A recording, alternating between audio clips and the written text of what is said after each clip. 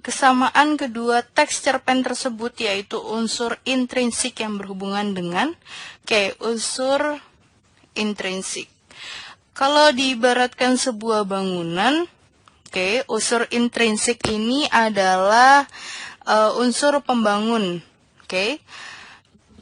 Unsur intrinsik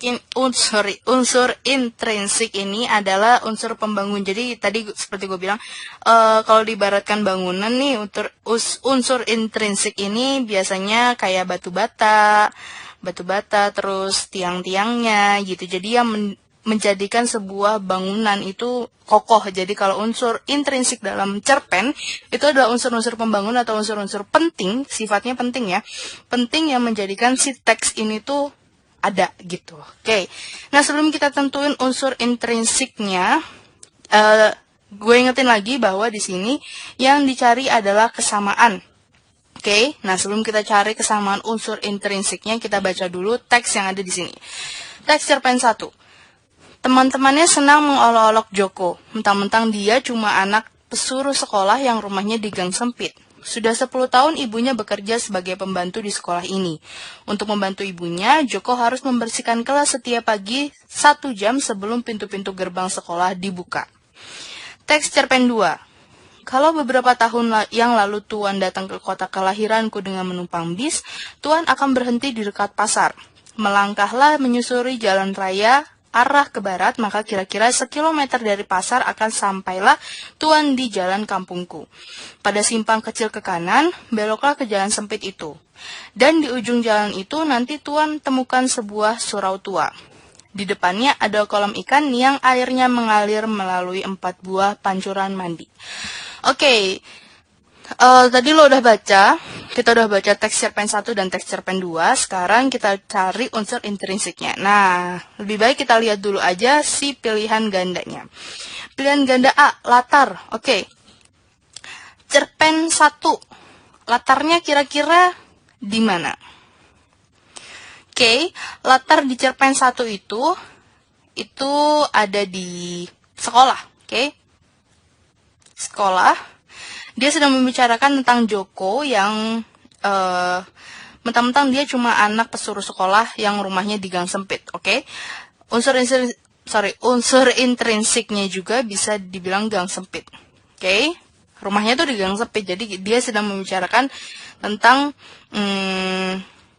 Joko di sekolah dan juga rumah Joko di gang sempit.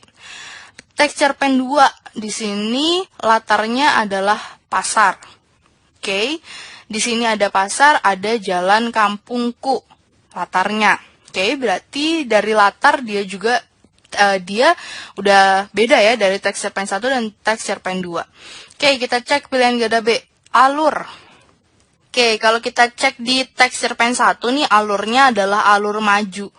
Nah, kenapa gue bisa bilang ini adalah alur maju? Nah, di sini dia menjelaskan nih dari awalnya teman-teman senang mengolok Joko. Nah, kenapa di Joko ini diolok-olok? Maka dia maju, si alurnya ini dia maju ke alasan. Oh ya, karena dia cuma anak pesuruh sekolah.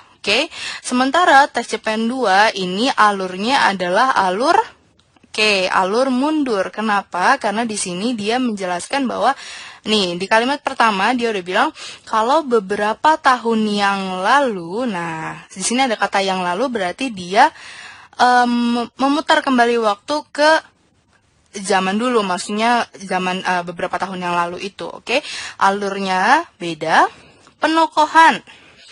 Yang C, penokohan. Nah, penokohan itu adalah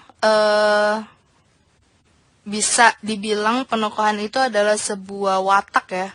Jadi kalau misalnya di dalam sebuah cerpen tuh ada satu tokoh, nah satu tokoh itu digambarkan sebagai wataknya, misalnya kayak si A ini pemarah, si B ini penyayang. Nah, itu merupakan penokohan. Sementara kalau lo cermati di teks cerpen 1 dan teks cerpen 2, ini nggak ada penjabaran tentang bagaimana watak dari si tokoh-tokoh yang ada di si subjek-subjek yang ada di kalimat di teks di cerpen masing-masing ini, di masing-masing cerpen ini. So, penokohan kurang tepat menurut gue. Dan pilihan ganda D, tokoh. Nah, tokoh ini merupakan subjek ya, merupakan ya tokoh, merupakan orang yang diceritakan di dalam teks ini. Nah, kalau lo cermatin lagi, teks cerpen pertama itu menceritakan tentang Joko, ibunya dan juga sebagai pembantu. Oke, tokohnya ada Joko dan ibunya yang bekerja sebagai pembantu. Di teks cerpen 2, nah di sini teks cerpen 2 ini memang nggak diceritakan tokohnya siapa tokohnya siapa aja. Tapi kalau lo cermati, di sini ada kata tuan. Nah, biasanya tuan ini digunakan untuk menyebut sosok yang lebih dihormati. Seperti misalnya bisa aja kayak anak buah ke bos atau pembantu ke majikannya. Oke. Nah, di sini juga dijelaskan lagi, lebih pertegas lagi dengan jalan kampungku, yang berarti di sini ada perbincangan antara si tuan dengan orang yang lebih ibaratnya ya, pegawainya atau orang yang lebih rendah jabatannya ya. Bisa dibilang mungkin di sini ini antara tuan dengan